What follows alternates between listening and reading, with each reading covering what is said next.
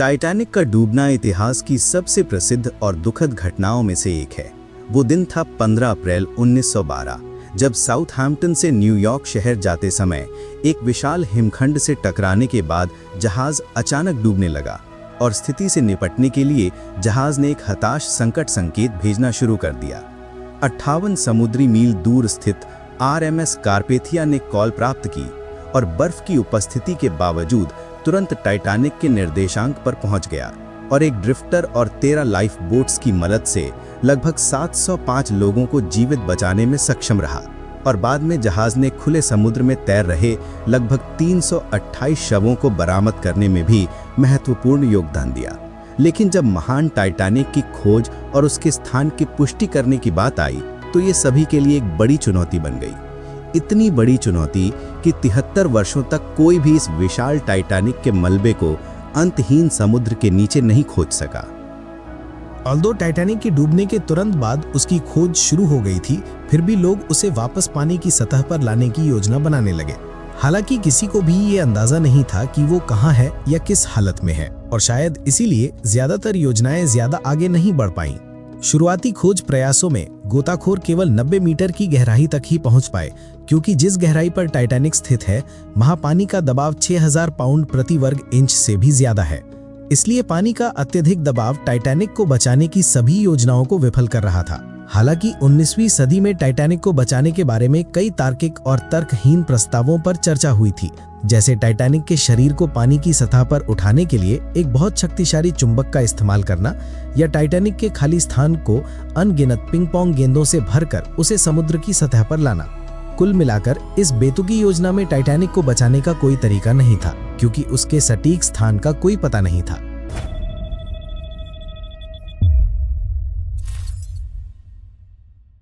चार दशक से भी अधिक समय बाद पनडुब्बियों और सोनार जैसी उन्नत तकनीकों की मदद से टाइटैनिक के मलबे की खोज फिर से शुरू हुई। 1953 में एक समुद्री बचाव कंपनी के संस्थापक रिडन बेस्ली ने जहाज को खोजने के लिए एक अभियान का नेतृत्व किया।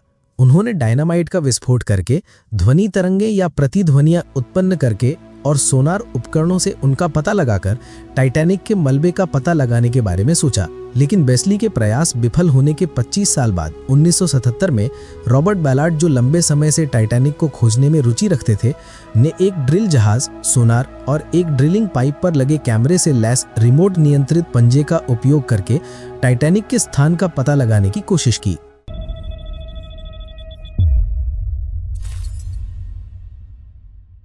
A few years later, Jack Grimm नाम के एक टेक्सास निवासी ने टाइटैनिक को खोजने में अपनी किस्मत आजमाने का फैसला किया। इसमें कोई शक नहीं है कि इस स्वनिर्मित अरबपति के टाइटैनिक को खोजने के महत्वाकांक्षी लक्ष्य ने उनकी मदद की, जिसने कई लोगों से प्रायोजन हासिल करने में मदद की। 17 जुलाई 1980 को ग्रिम और उनकी टीम टाइटैनिक के अंतिम ज्ञात स्थान पर पहुंची, जहां से टाइटैनिक का अंतिम संकट संकेत भेजा गया था। उन्होंने पूरे स्थान के साथ साथ आसपास के क्षेत्र में भी खोज की, क्योंकि उन्हें लगा कि समुद्री धाराएं जहाज के अवशेषों को किसी अन्य स्थान पर ले जा सकती हैं। अंततः अचानक ग्रिम और उनकी टीम ने सोनार तकनीक से समुद्र तल पर विभिन्न वस्तुओं की जांच शुरू कर दी। 3 सप्ताह की गहन खोज के बाद ग्रिम और उनकी टीम को 500 वर्ग मील के दायरे में टाइटैनिक का कोई मलबा नहीं मिला।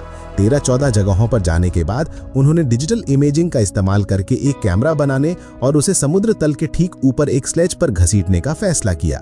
प्रोपेलर जैसी दिखने वाली एक रहस्यमयी वस्तु उनकी स्क्रीन पर दिखाई देने लगी।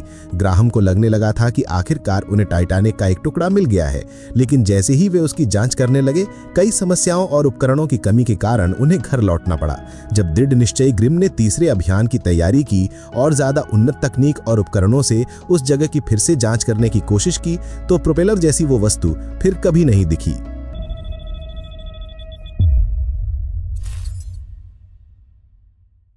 टाइटैनिक के डूबने के 70 साल बाद भी उसका मलबा नहीं मिला था।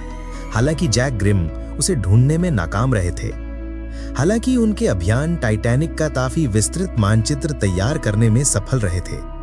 ग्रिम का तीसरा अभियान अभी पूरा नहीं हुआ था और बैलार्ड एक और प्रयास की तैयारी कर रहे थे। इस बार बैलार्ड ने नौसेना के साथ मिलकर एक रोबोटिक पनडुब्बी के लिए धन की मांग की और नौसेना भी उनकी तकनीक में रुचि रखती थी। इस प्रस्ताव पर उनकी सहमति का मुख्य कारण यह था कि 2 युद्धपोतों यूएसएस थ्रेशर और यूएसएस स्कॉर्पियन का इस्तेमाल इसकी खोज के लिए किया जाएगा।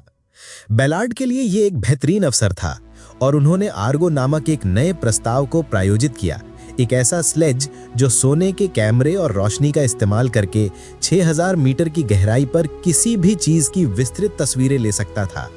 अमेरिकी नौसेना ने उन्हें पहली बार 1984 में परमाणु पनडुब्बियों का पता लगाने का काम सौंपा था और कुछ ही दिनों में उन्होंने पनडुब्बियां ढूंढ लीं, जहां उन्होंने देखा कि समुद्र तल के एक बड़े हिस्से में कई अपेक्षाकृत हल्की वस्तुएं बिखरी हुई थीं।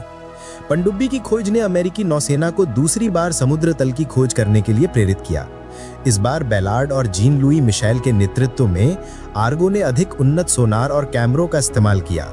इस बार आर्गो को समुद्र की सतह तक पहुंचने और वहां सभी वस्तुओं की सटीक फुटेज भेजने में मदद मिली। हफ्तों के प्रयास के बाद आर्गो ने समुद्र के नीचे एक अप्राकृतिक मानव निर्मित संरचना पर कब्जा कर लिया।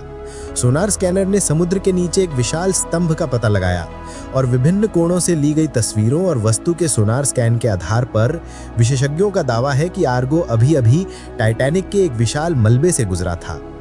1 सितंबर 1985 को 73 साल बाद उन्होंने पहली बार समुद्र की अभूतपूर्व गहराई में टाइटैनिक के मलबे का स्थान पाया।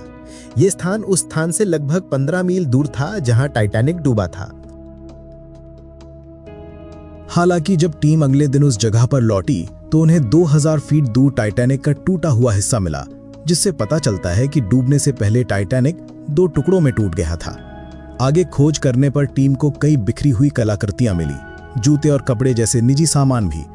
1986 में वुड्स होल ओशनोग्राफिक इंस्टीट्यूशन के रॉबर्ट बैलार्ड और जेसन जूनियर ने टाइटैनिक का अन्वेषण करने का निर्णय लिया। यह अभियान टाइटैनिक का पहला आधिकारिक अन्वेषण था। 11 गोता लगाने के बाद बैलार्ड ने 57,000 से ज्यादा तस्वीरें और कई घंटों के वीडियो फुटेज लिए। हैरानी की बात यह है कि जब बैलार्ड टाइटैनिक का क्लोजअप शॉट लेने के लिए उसके पास गए तो उन्होंने देखा कि उसके झूमर अभी भी उसी तरह लटके हुए थे। बाद के वर्षों में विभिन्न टीमों ने मलबे की खोज के अलावा कई बचाव अभियान चलाए और जहाज के टुकड़े और विलासिता की वस्तुएं दुनिया के सामने प्रदर्शित करने के लिए लाएं। 1996 के एक अभियान में टाइटैनिक की बाहरी दीवार के एक बड़े हिस्से को उठाने का एक विवादास्पद प्रयास किया गया था। इस दीवार का वजन 20 टन से ज्यादा था और माप 15 बाय 25 फीट से ज्यादा थी। माना जाता है कि यह प्रथम श्रेणी के केबिन की दीवार का एक हिस्सा था। इस दीवार में 4 पोर्टहोल थे, लेकिन 3 खिड़कियों में अभी भी कांच लगा हुआ था। ऐसा माना जाता है कि समुद्र तल से टकराने पर यह टूट गया होगा। 1996 में इस बचाव अभियान को मीडिया में व्यापक कवरेज मिली और लोगों ने समुद्र के बीच में इस दृश्य को देखने के लिए $5000 तक खर्च किए। एक विशेष पनडुब्बी समुद्र में 12,000 फीट नीचे गई और उस विशाल जहाज के टुकड़े पर बड़े डीजल बैग चिपका दिए ताकि वो टुकड़ा सतह पर तैर जाए। लेकिन प्रतिकूल मौसम के कारण डीजल बैग की चेन टूट गई और वो बड़ा टुकड़ा फिर से समुद्र में 12,000 फीट की गहराई में डूब गया। इसे 1998 में सफलतापूर्वक बरामद कर लिया गया था और बाद में इस टुकड़े को प्रदर्शन के लिए लास वेगस के एक होटल में रखा गया था। हालांकि कई विशेषज्ञ और वैज्ञानिकों के अनुसार ये बचाव केवल एक प्रचार स्टंट था जो लोगों का ध्यान आकर्षित करने के लिए किया गया था। हालांकि टाइटैनिक की खोज के लिए कई मिशन शुरू किए गए, जिनसे टाइटैनिक के बारे में कई अज्ञात जानकारियां मिली। विभिन्न जांचों के बाद ऐसा कहा जाता है कि समुद्र की तलहटी में जहाज के बचे हुए हिस्से विभिन्न कवक और जीवाणुओं द्वारा धीरे धीरे नष्ट हो रहे हैं, जिससे जहाज का पतवार कई सौ वर्षों में और भी खराब हो सकता है। हालांकि इस टाइटैनिक के विभिन्न 3D मॉडल और विभिन्न योजनाओं के आधार पर इसे एक हेरिटेज ऊंचाई के रूप में आगंतुकों के लिए कैसे खोला जाए, इस पर विभिन्न प्रयोग किए जा रहे हैं। हालांकि 2023 में ओशन गेट टाइटन की भयानक घटना के बाद टाइटैनिक की ये योजना कुछ समय के लिए स्थगित कर दी गई है। तो दोस्तों, आज का वीडियो यहीं समाप्त होता है। हमें बताना ना भूलें कि आपको वीडियो कैसा लगा और वीडियो को लाइक और चैनल को सब्सक्राइब भी करें ताकि आप ऐसी मजेदार और अनोखे वीडियो नियमित रूप से देख सकें।